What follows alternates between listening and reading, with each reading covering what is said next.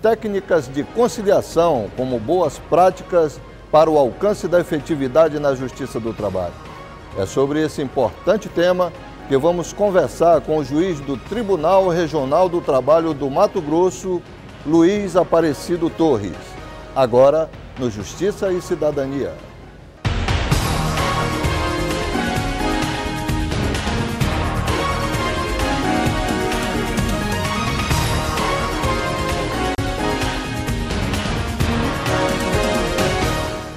No programa de hoje, exibimos uma entrevista com o juiz da 7ª Vara do Trabalho de Cuiabá, Mato Grosso, Luiz Aparecido Torres, que falou aos participantes do 15º Encontro de Magistrados do TRT de Rondônia e Acre sobre a importância das técnicas de conciliação na Justiça do Trabalho. Confira! Vamos receber aqui no programa Justiça e Cidadania o juiz Luiz Torres. Ele é da 7ª Vara do Trabalho de Cuiabá, do Tribunal Regional do Trabalho da 23ª Região Mato Grosso. Esteve em Porto Velho participando do 15º Encontro de Magistrados do TRT da 14ª Região. Seja bem-vindo ao programa Justiça e Cidadania, doutor. Muito obrigado, é um prazer estar aqui, poder contribuir com esse programa que é de fundamental importância para o direito. Doutor Luiz, por exemplo, só para o nosso telespectador entender um pouco mais, né, como funciona a Justiça do Trabalho, o que vem a ser a conciliação no direito do trabalho ou na prática da Justiça do Trabalho? A conciliação, na verdade, já é uma prática comum na Justiça do Trabalho. A Justiça do Trabalho já nasceu com essa característica. Os juízes trabalhistas têm já, por cultura, já tem por crescimento dentro da própria Justiça do Trabalho, participar do processo sob o espectro, sob a vontade de conciliar. Isso porque o que está em jogo ali é um direito que é alimentar, que é um direito de uma parte que é hipossuficiente, quando a parte mais fraca. Dentro dessa perspectiva, o juiz do trabalho em si já tem essa formação que, quando faz o próprio concurso, já se percebe essa formação, porque ele já vem com essa cultura dos próprios concursos, da própria ideia do que é a Justiça do Trabalho. E pela experiência que o senhor tem, doutor Luiz, que tipos de técnicas podem ser aplicadas numa audiência de conciliação, até mesmo com o objetivo de agilizar um pouco mais a conclusão de um processo? O juiz do trabalho, ele já enfrenta um problema grave, que são as pautas curtas, uma audiência 5 minutos após a outra audiência. Isso acaba, claro, não contribuindo para que a conciliação seja mais explorada pelo potencial de conciliação que tem o juiz do trabalho. Mas como o juiz é um ser criativo, o juiz é um ser que, de regra, está sempre comprometido com a sua ideia de conciliação, as técnicas demandam, primeiro, bastante paciência, perseverança, demanda diálogo entre as partes, você formar um grau de confiabilidade com as partes, ouvir o senhor é exatamente isso, ouvir as partes para que as partes possam, dentro da perspectiva de estar dentro do Poder Judiciário, podendo ser ouvido, porque imaginem a situação, às vezes a parte, é a primeira vez que ela vem na justiça, após ter vivido 50, 60 anos, e naquele momento ele está entregando um litígio, um direito que ele entende violado, submetendo ao Poder Judiciário. E ele pretende ser ouvido, ele quer ser ouvido e é um direito dele, porque o processo democrático pressupõe que as partes, que aqueles que estão envolvidos em litígios, tem a oportunidade de manifestar sua indignação, o seu desejo, demonstrar qual é o direito que está violado, que entende violado, e isso tudo contribui satisfatoriamente para os resultados positivos dentro da Justiça do Trabalho no processo de conciliação moderno. E neste caso, como é que age o juiz conciliador, doutor Luiz? Quebra um pouco aquele formalismo, ouve muito e incentiva as partes a falarem muito dos seus problemas, até mesmo de ordem pessoal? Esse é um desafio que a gente enfrenta dentro dessas coisas que se chocam, né? pauta extensa, uma audiência em cima da outra, e a gente, dentro da perspectiva moderna, nós temos que ouvir a parte, promover o estímulo à conciliação, mas o juiz moderno...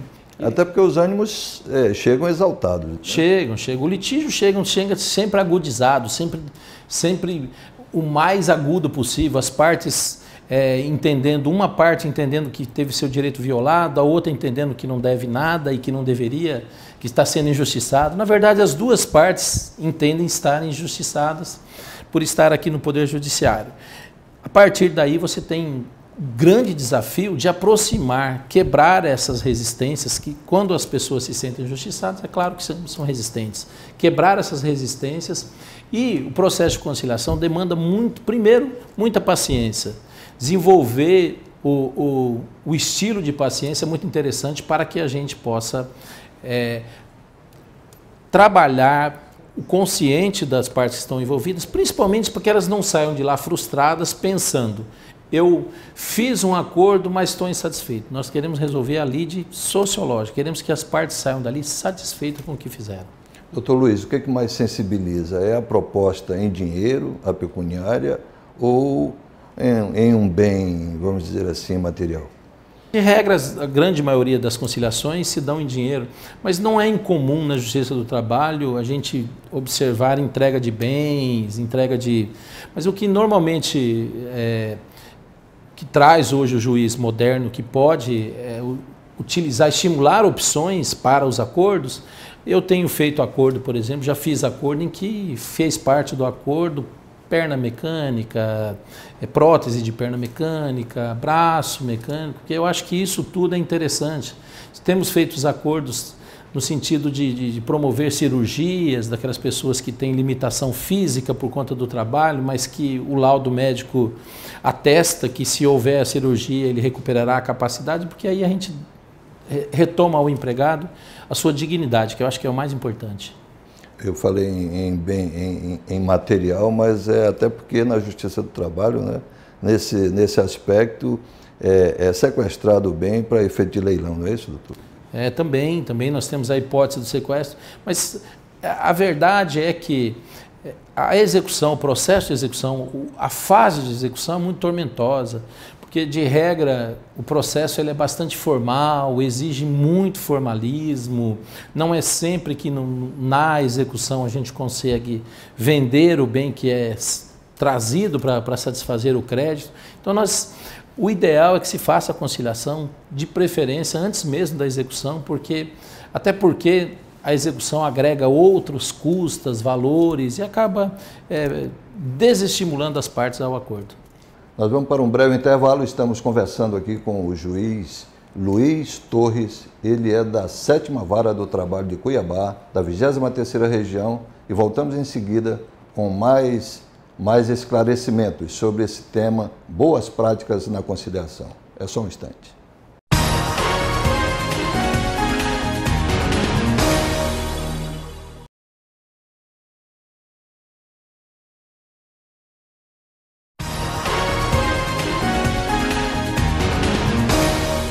Estamos de volta com a entrevista com o juiz do trabalho da 7ª Vara de Cuiabá, o doutor Luiz Torres. Estamos falando das boas práticas de conciliação. Doutor Luiz, e com relação aos tipos de conciliação, o que o senhor ressaltaria nesse aspecto? É verdade que, normalmente, as partes, quando chegam ao Poder Judiciário, quando chegam em sala de audiência, existem duas formas de comportamento para conciliar. Um comportamento é com base em interesses e outra é posicional. Vamos fazer uma diferenciação para entender mais ou menos o que seria isso. Posicional é aquela que a parte chega com determinada proposta de resolução de conflito e não sai daquela posição.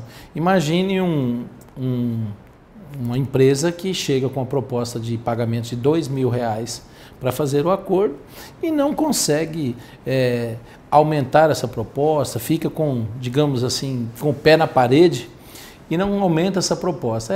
Essa é a negociação posicional. Ela só tem a proposta de R$2.000 e não admite rever essa proposta. Ao passo que aquela que está com base em interesses percebe que o melhor caminho é a negociação, o melhor caminho é a conciliação, como um juiz do TRT, um desembargador do TRT da 23ª Região diz sempre, que eu acho que é muito feliz a expressão dele, a melhor sentença é aquela que é dada pelas próprias partes. As partes é que formulam a sentença. Então, quem está na negociação com base em interesses contribui para que a conciliação seja alcançada. Aí nessa participa o juiz, participa os próprios advogados, que são entes espetaculares na participação dessa construção, porque é muito importante o responsável técnico pelo processo, que é o advogado, participar desse processo. Por isso que nós temos que criar essa cultura da conciliação, tanto nos advogados como nos próprios magistrados, para que as partes entendam que o processo, quanto mais ele demora, ele é ruim para todo mundo. Dentro dessa perspectiva, então, nós estamos falando de dois tipos de negociação. O de com base em interesse, que é aqueles que todos se envolvem na construção do acordo, na construção da conciliação, e do posicional, em que as partes repelem, as partes não aceitam qualquer tipo de proposta, seja do magistrado, seja da parte contrária, porque a ideia é se manter na sua posição. E quais são os cuidados que o magistrado deve adotar antes de formular, por exemplo, uma proposta intermediária para discussão entre as partes? Eu acredito que o magistrado, até por ter um peso enorme nesse processo de negociação, as partes já vêm aguardando que o juiz tenha uma manifestação da proposta de conciliação. Isso é cultura dentro do nosso processo de negociação na Justiça do Trabalho. Então, um dos cuidados que deve ser observado é a gente explorar ao máximo possível que as partes venham formulando suas propostas até que eles não tenham mais, até que o juiz perceba, e aí o juiz é um ser muito dotado de percepção, perceba que as partes chegaram ao seu limite dentro da perspectiva de conciliação. O empregado fez sua proposta que ele estava mais próximo do que seria o seu limite, e o empregador também. Porque o assodamento, o apressamento do juiz na intervenção pode causar um impacto negativo. E de que forma isso causaria um impacto negativo? As partes se estão muito longe e uma das partes tem interesse numa proposta, às vezes até um pouco menor, mas estava aguardando para que o juiz... Isso, pode estar aguardando que o juiz faça uma proposta. Se o juiz faz a proposta e essa proposta está acima da sua perspectiva, dificilmente ele fará um acordo por valores menores, porque ele se apega à proposta do magistrado. Doutor Luiz, e por que tantas ações no judiciário brasileiro? Nos Estados Unidos a coisa funciona diferente? Como é possível comparar os dois modelos? Os dois modelos são bastante distintos, não na sua concepção, mas sim, os modelos são diferentes principalmente na cultura. Nos Estados Unidos, a cultura da conciliação, da negociação, ela é muito forte, ela está encravada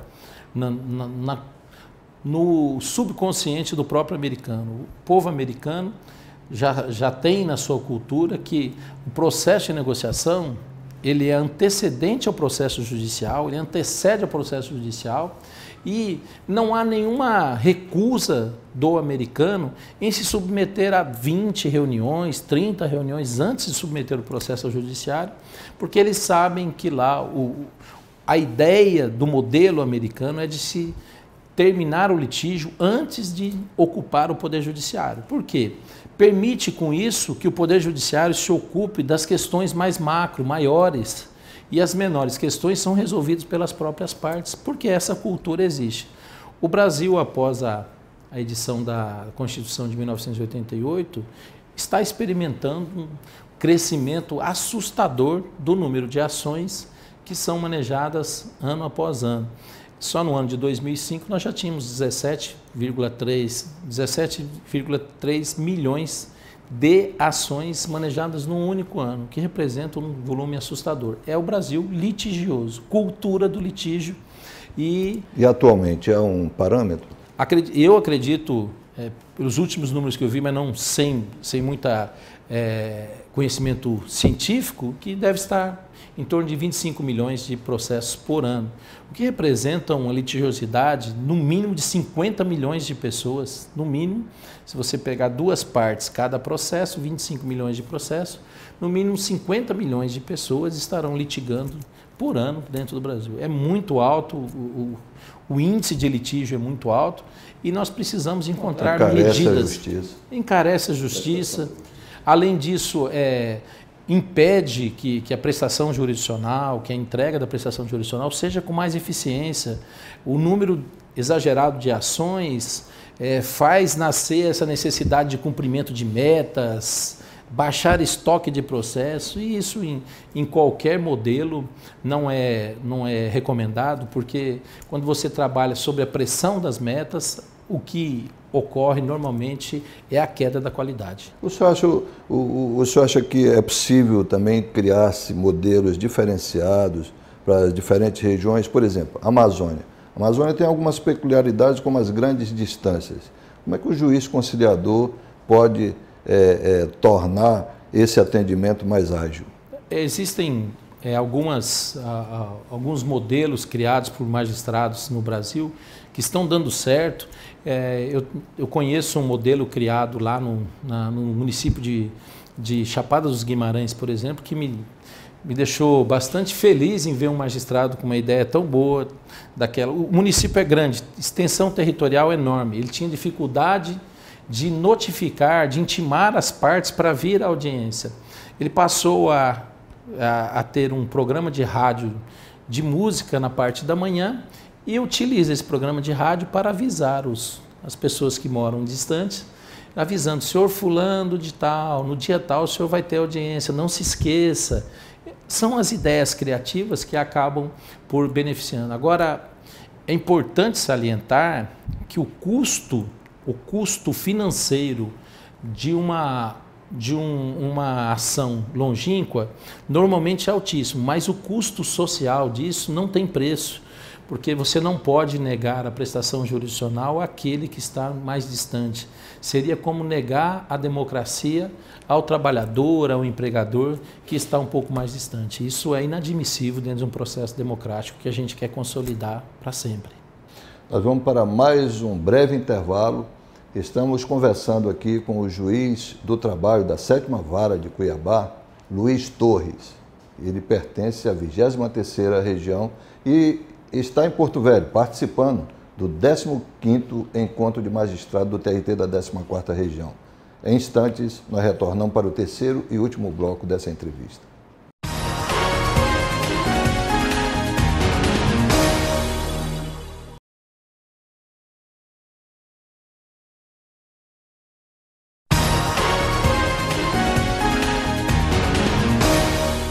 Estamos de volta com a entrevista com o juiz da 7ª Vara do Trabalho de Cuiabá, o doutor Luiz Torres. Nós estamos falando sobre boas práticas de conciliação. E o doutor Luiz lembrava aqui, até no intervalo, o papel do Fórum de Múltiplas Portas. Doutor Luiz, como é que funciona esse fórum na sua concepção e quais são as vantagens que isso pode trazer para o resultado final de uma conciliação?